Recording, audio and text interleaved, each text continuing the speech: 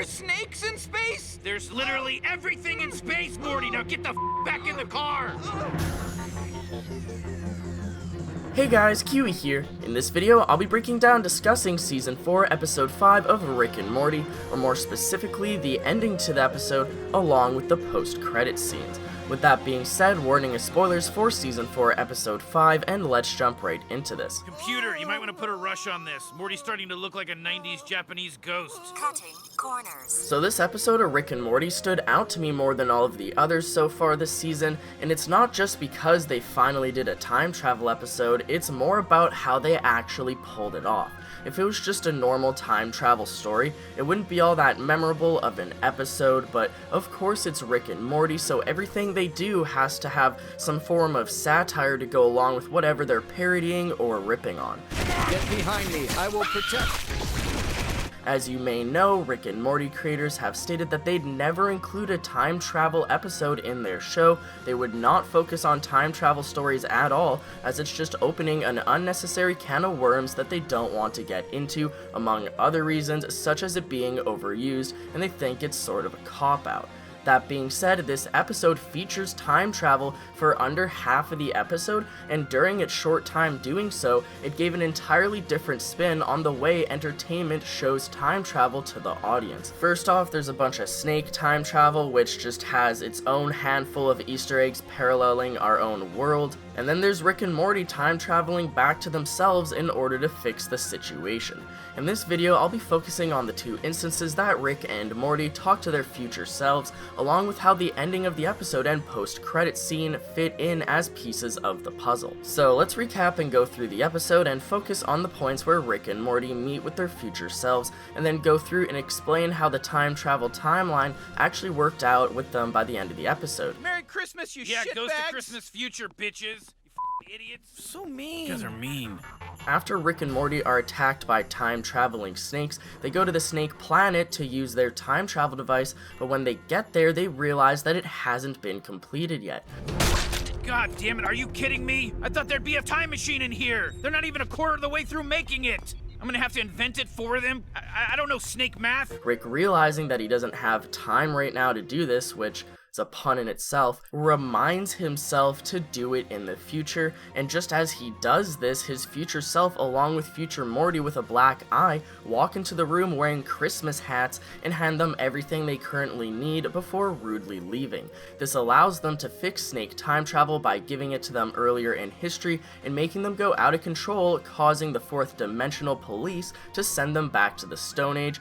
And wow, is that a mouthful, but once the snakes are gone and Rick and Morty think that they're done their adventure because everything seems fixed and back to normal, they walk inside to enjoy Christmas, only to be cock-blocked by their future selves, informing them that they still have to go back in time and make everything right, which requires a lot of effort on their end when they just want to sit down and relax. All right, Morty, let's go enjoy a little bit of eggnog, huh? All right.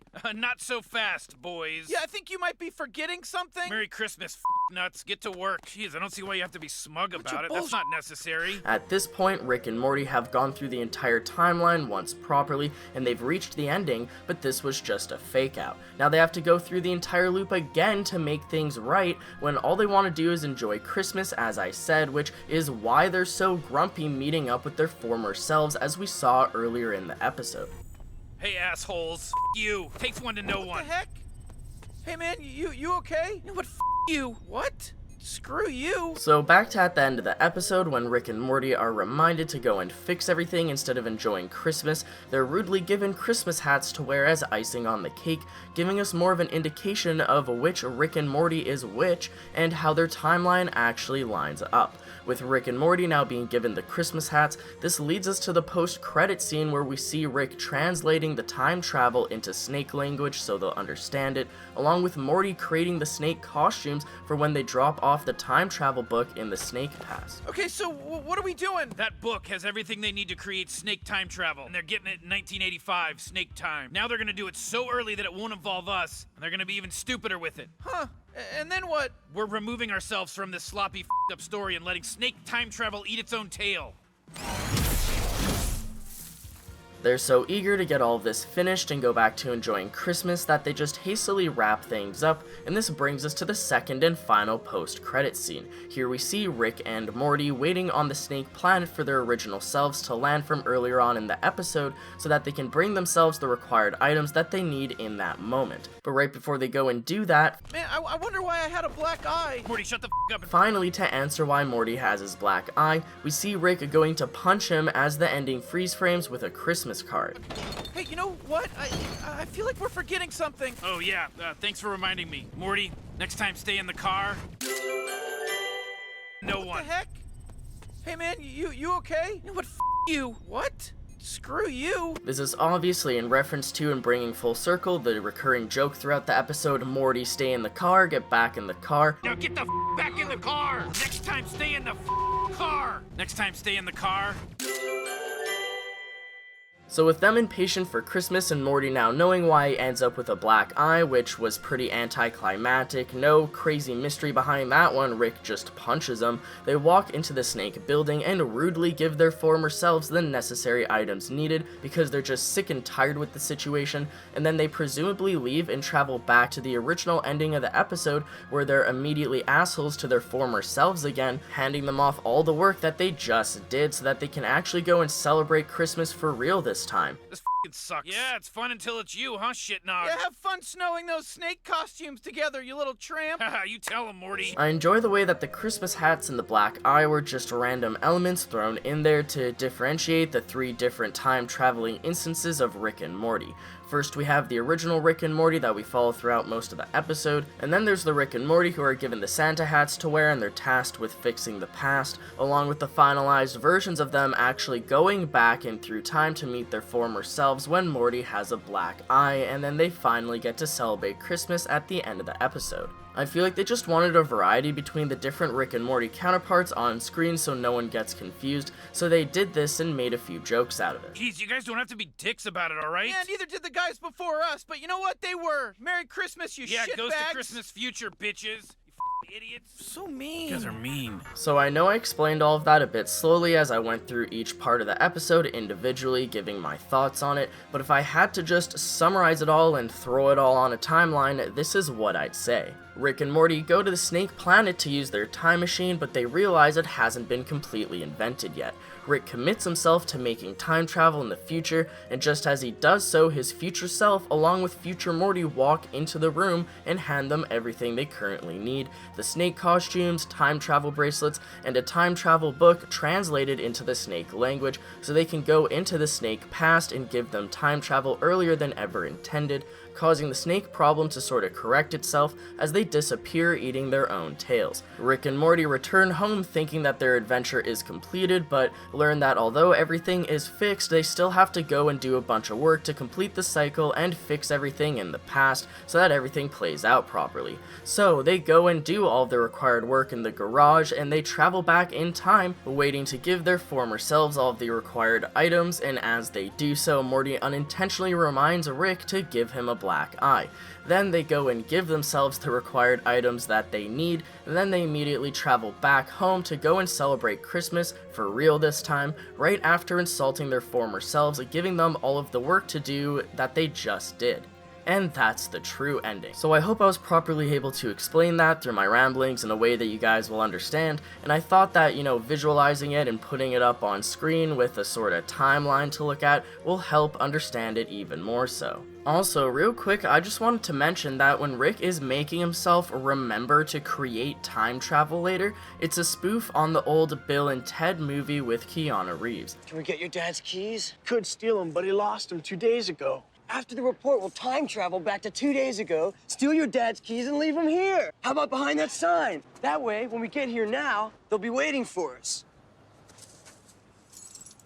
See? In that scene, they need keys, but they don't have time to go and get them. But they have a time machine, so they decide to remind themselves to go get the keys in the future using the time machine and bring it back to behind the sign that they're standing next to. Then, when they go look behind the sign, the keys are there. So, after the report, we can't forget to do this, otherwise it won't happen. But it did happen. Hey, it was me who stole my dad's keys. At first glance, this seems to make sense, but after a moment, it really has you scratching your head. So I thought initially that maybe it's not supposed to truly make sense, and that's just the punchline of the joke poking fun at time travel this episode, and maybe that's why Rick says that this is about as much curvature as we'll get out of a time travel story from this show. What happened?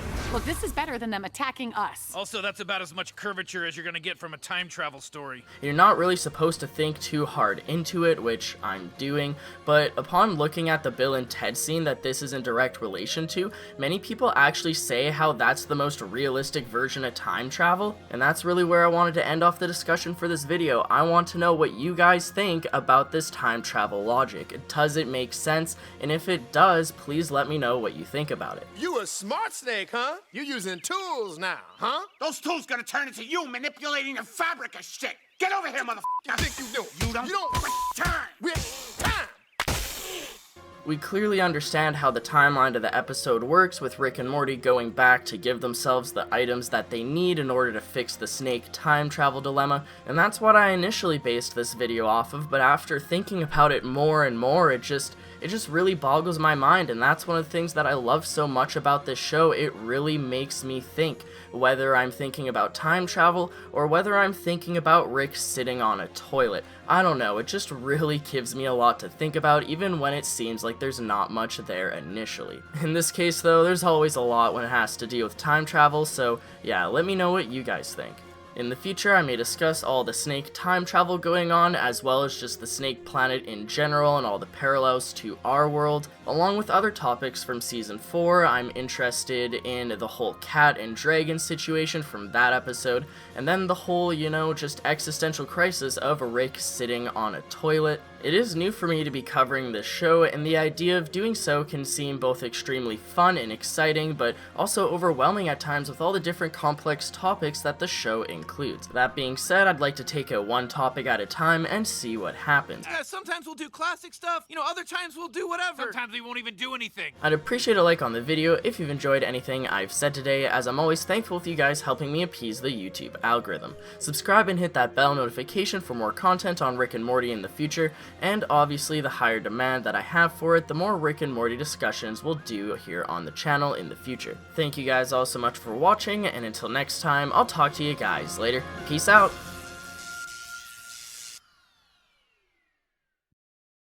Slimmy Pants here, what's up? Snakes? Time travel? They did what? How the f did... Okay, I'm on it.